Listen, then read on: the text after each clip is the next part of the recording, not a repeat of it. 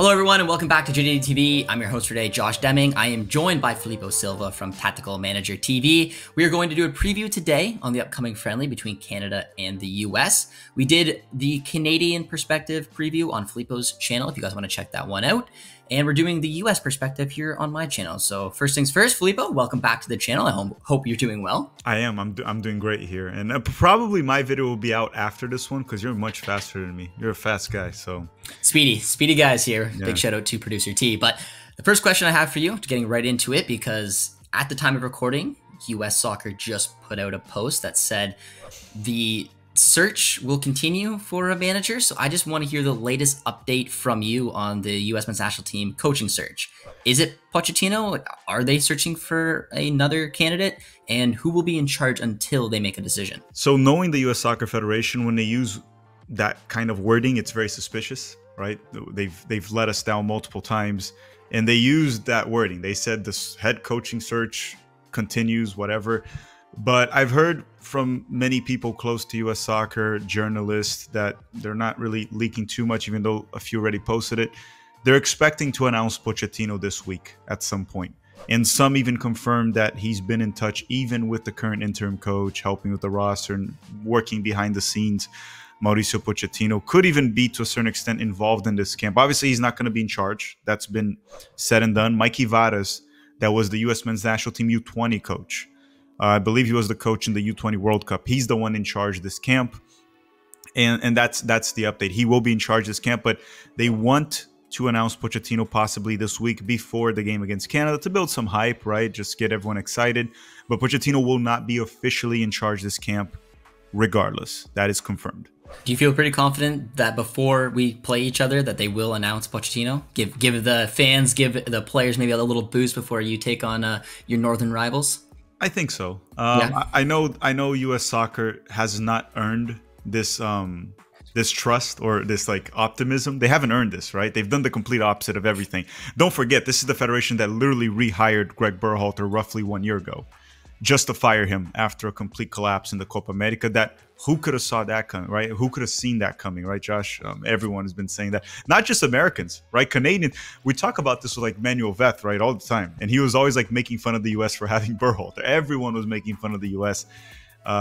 They haven't really earned that trust, but I think they will probably announce Pochettino this week. I think they will.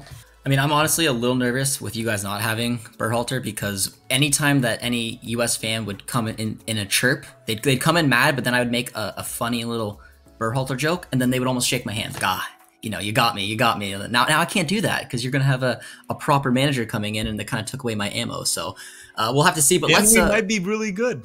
And he might be good. Yeah. I mean, there's the potential's there, and I think Berhalter was the main reason that you guys haven't hit your potential. So I'm a big fan of Pochettino. I think it's an excellent hire for you guys if you're able to pull it off, which it looks like you are likely to. So it's a little worried, and it would have made this friendly even more attractive if we were able to get Pochettino in beforehand, because we would have had Marsh, and then we would have Pochettino, probably both of our number one candidates. But we'll get into that in a bit. Let's switch gears here a little bit to the U.S. men's national team September squad.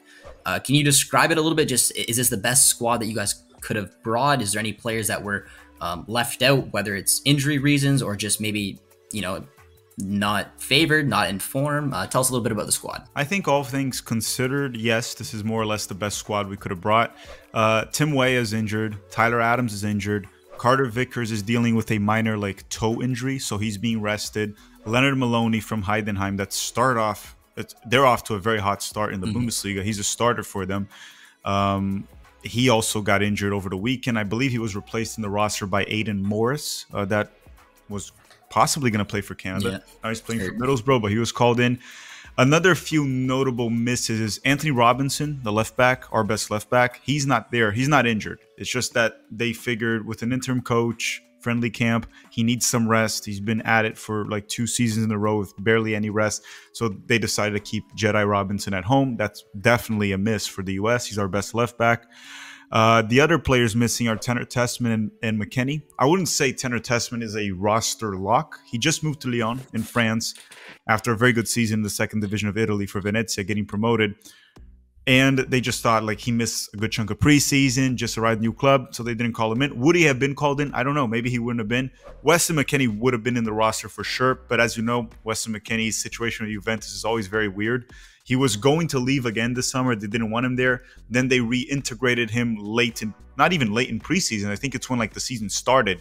So he missed a good chunk of preseason. He's getting back in shape. He just played this weekend, his first like 30 minutes of the season.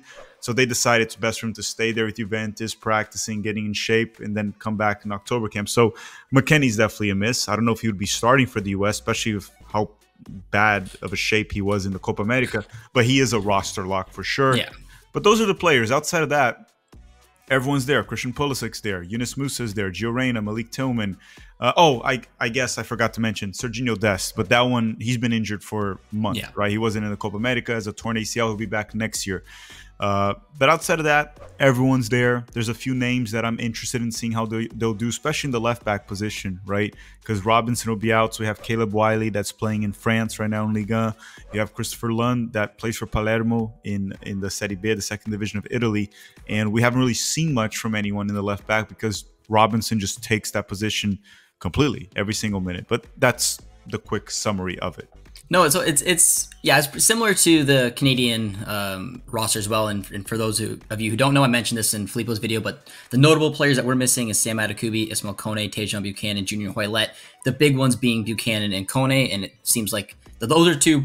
You look at it; those are two locks as a starting 11. I would have assumed if McKennie's fully in shape, he'd be a lock in the starting 11 alongside Robinson. So you guys are missing a couple of your big players as well. I built my start, as well, and obviously Des, but he's injured. So I built my starting 11 on Filippo. So Filippo, I want you to build a projected starting 11. It can be realistic. It can be a little bit of maybe a player you'd like to see here and there. But what would you maybe expect to see when the US take on Canada? You want me just to go the safest route possible? Probably. I'm a safer kind of guy. You can throw in a wild card if you want to mention like a left back, your safe pick, and you really want to mention a player. You can do that. But yeah, go with the safe route, the realistic. If you had to put a little, Mikey Vadas is a Berhalter guy. Okay. So we know that. So I would expect a very similar starting 11 from Copa America. Obviously, removing the players that are not available.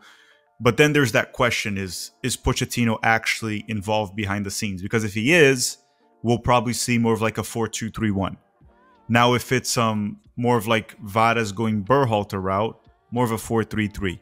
But the starting 11 itself should be similar regardless. It should be similar. Let's go this way. The goalkeepers, we have Horvath, Cochin, Patrick Schulte, or Matt Turner. I think he might just go with Matt Turner. Like, I would personally say, hey, give Patrick Schulte some minutes, see what he can do. We saw him in the Olympics. He was a bit shaky here and there, not great. Diego Cochin is definitely not ready. That's more of a recruit call-up. He's very young. He's 18 for the Barcelona B team. And Ethan Horvath just ain't it. He's just not very good. So going safe, he was probably going to start Matt Turner. The back four, Joe Scally's the right back from Borussia Mönchengladbach. The left back, I think they'll probably give one game to Caleb Wiley and one game to Christopher Lund. Which one will be? I don't know. I don't know if it matters that much when we're playing Canada. These are two players that we don't really know their actual level yet, right? Lund's playing the second division of Italy. Caleb Wiley just came into France, and he has some good moments, looks shaky at times. So Wiley or Lund, I'm going to guess Lund because he was in the Copa America roster. So maybe Lund as the left back for the Canada game, for the Canadian game. Two center backs. I'm going to assume it's going to be Richards and Tim Ream. That's my assumption. Because the other two options are Austin Trusty, that barely played under Berhalter, if ever. I don't think he ever played. And Mark McKenzie. So maybe McKenzie gets minutes. Maybe Richards, McKenzie, they test it out. But maybe they might just go with Tim Ream and Chris Richards. The midfield. So we don't have Tyler Adams. We don't have McKennie. Luca De La Torre is in the roster, but he missed preseason. He was like injured, leaving Celta Vigo. So I think they're going to go Johnny Cardoso, Yunus Musa, and Giovanni Reyna. But I do want to add one thing. I heard from someone that is not a journalist or anything that Yunus Musa is expected to not be available against Canada. I'm not sure why. And that's not like actually officially confirmed. So assuming he's available, he'll start with Johnny and Gio in the midfield. Now, Could Tillman start over Gio? Maybe, but for the national team, Gio's been much better, so he'll probably start. If Yunus Musa can't go, then the other options are Luca De La Torre or Aiden Morris. De La Torre hasn't been playing at all. So I'm going to say if Yunus can't go, it's probably going to be Johnny and Aiden Morris in that midfield.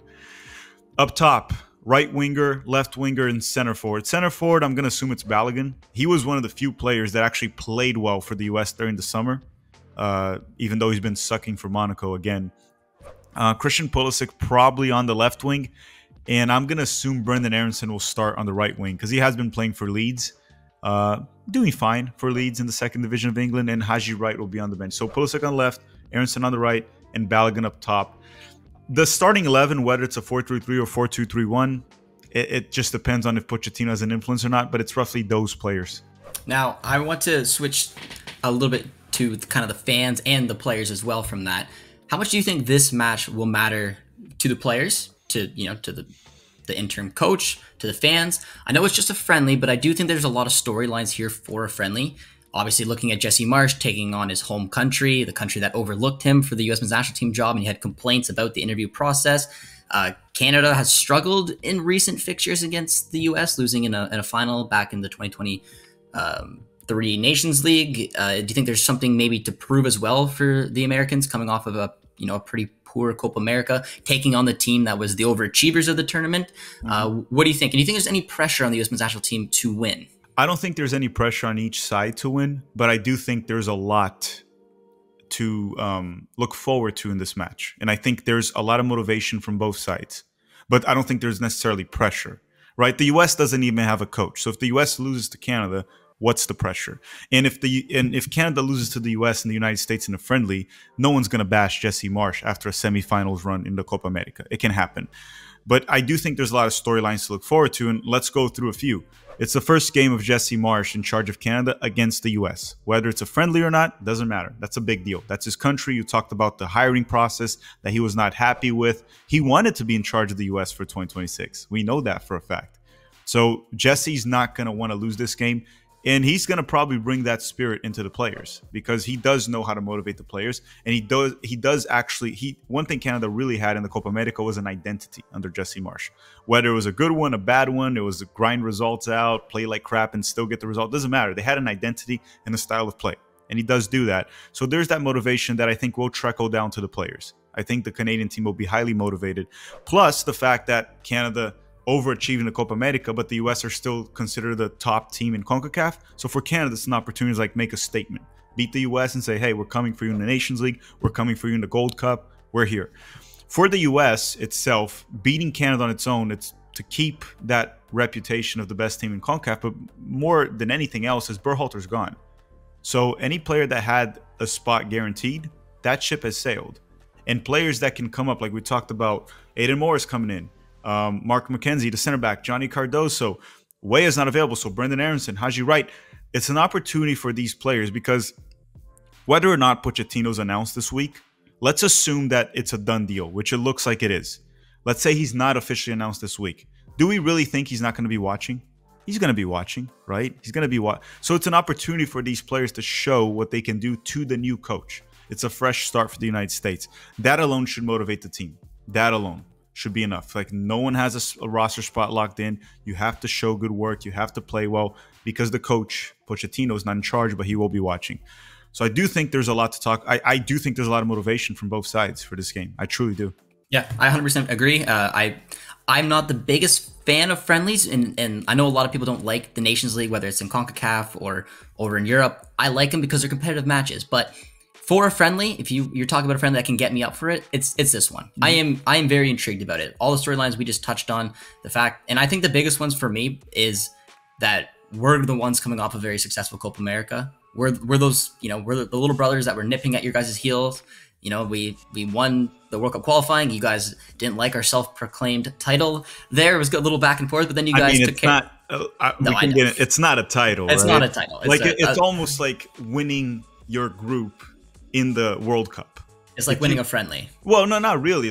No? World Cup qualifying is not a friendly, but it's just a stage of the World Cup, right? So if you win your group in the World Cup, you don't say, I am the World Cup Group B champions. You just won your group and you advance. So winning World Cup qualifying in CONCACAF just means you advanced to the World Cup. I mean, props to Canada. You guys did finish first, and that should be recognized, but it's not a trophy. It's an achievement, not a trophy. And I agree. And I agree with that as well. But, you know, it angered some of the US fans, and it created a little banter back and forth. It was fun. That you guys took care of business in, you know, title games that mattered in Gold Cup and Nations League throughout 2023.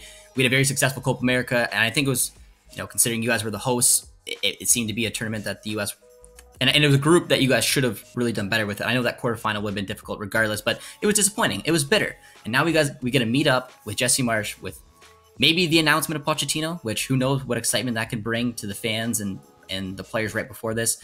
I think it's going to be exciting. I'm really up for it. So we didn't do this on your channel, Filippo, but the last question of the day, let's do a score prediction. We didn't do it on yours. I have one in mind. I don't know if you want me to go first or if you have a score prediction in mind as well. Okay, like the same thing I said in my channel. It doesn't matter too much, and it's hard to predict because Marsch, Varas could just test a bunch of different things out.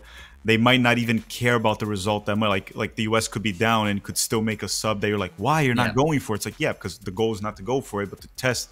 But I'm just gonna say it should be a bit of an open game. I think Jesse Marsch's aggressive approach will be aggressive. He's not gonna bunker against the US in a friendly. In the US, even under Berhalter, never really had that style. We were boring at times, but we never really sit back, right? It doesn't really happen. We've been very aggressive too. So I'm going to say 2-2, and that would be a great game. No, I was going to say 1-1. I think we'll both score a goal. I think it'll be entertaining. I think Jesse will go for it, maybe a little bit more at times than you guys will, but it should be an entertaining game. We have the preview that I did with Filippo on his channel, so go check that video out. I hope you guys enjoyed this one. More content will come out, so keep an eye on our channels. It'll be a really fun international window, and hopefully you guys enjoyed it. If you did, be sure to drop a like, drop a sub. We'll see you guys soon. Filippo, thanks so much for coming on. Thank you.